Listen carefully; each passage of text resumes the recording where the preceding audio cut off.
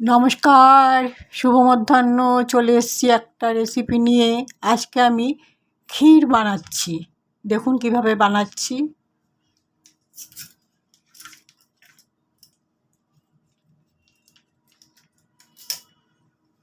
প্রথমে কড়াতে 1 প্যাকেট দুধ দিয়ে দিলাম।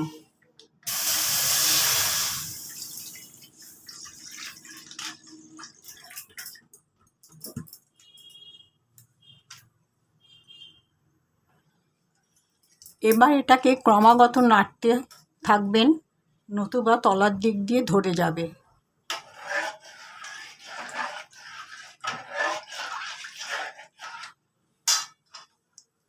ক্রমাগত নাড়তে নাড়তে এটা যখন অনেকটা কমে আসবে, ভারী হয়ে আসবে, তখন ক্ষীরটা তৈরি হবে। আমি এর সঙ্গে আরেক প্যাকেট দুধ দেব।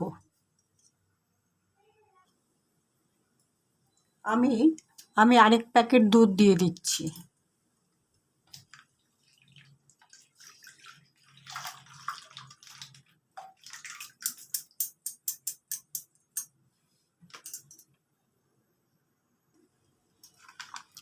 ক্ষীর রেসিপিটা যখন আমি করছি, এর মধ্যে অন্যান্য অনেক রকমের উপকরণ লাগছে না বটে, তবে এটাকে কিন্তু কন্টিনিউয়াসলি কিন্তু নাড়া রাখতে হবে। তা নাহলে কিন্তু তলা দিয়ে যদি একটুখানি ধরে যায়, তাহলে কিন্তু পুরো ব্যাপারটাই নষ্ট হয়ে যাবে। সুতরাং যখনই আপনারা এটা ক্ষীর হিসাবে তৈরি করবেন, দুধটাকে ক্ষীর করবেন, তখন কিন্তু সব সময় নেড়ে যেতে হবে।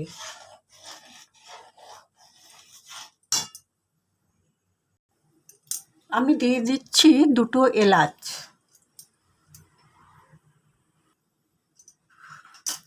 500 ml প্যাকেটের দুধ দিয়েছি আমি, অর্থাৎ 1 লিটার।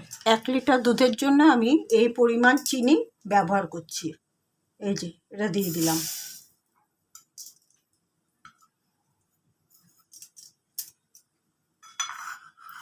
দুধ যখন ঘন হয়ে যায়, তখন মিষ্টতা ভাবটা একটু এমনিতেই বেড়ে যায়। সুতরাং সেখানে অত্যন্ত বেশি সুগার অ্যাড করবেন না, তাহলে ভালো হবে না খেতে।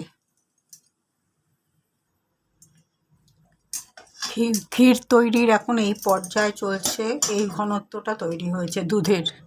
এখনও অনেকটা সময় বাকি আছে। যদিও এর মধ্যে অন্যান্য বেশি কিছু ব্যবহার করা হয় না বটে, তবে এটা তৈরি করতে কিন্তু অনেকটা সময় লাগে। কন্টিনিউয়াসলি কিন্তু এটাকে নাড়তে হবে, নয়তো কিন্তু তলা দিয়ে ধরে যাবে। এবারে আমি দিয়ে দিচ্ছি সামান্য একটু গোলাপ জল।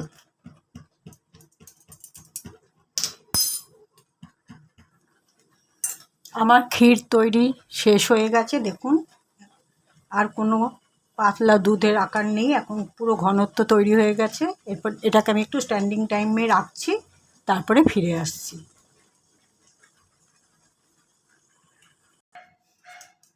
ক্ষীর আমি কড়া থেকে বাটির মধ্যে ঢেলে নিয়েছি। দেখুন 2 প্যাকেট দুধে আমার এই পরিমাণ ক্ষীর হয়েছে। তাহলে আমি আমার ভিডিওটা আজ এখানেই শেষ করলাম। দেখা হবে পরবর্তী একটা ব্লগে বা ভিডিওতে। আপনারা সবাই ভালো থাকবেন। নমস্কার।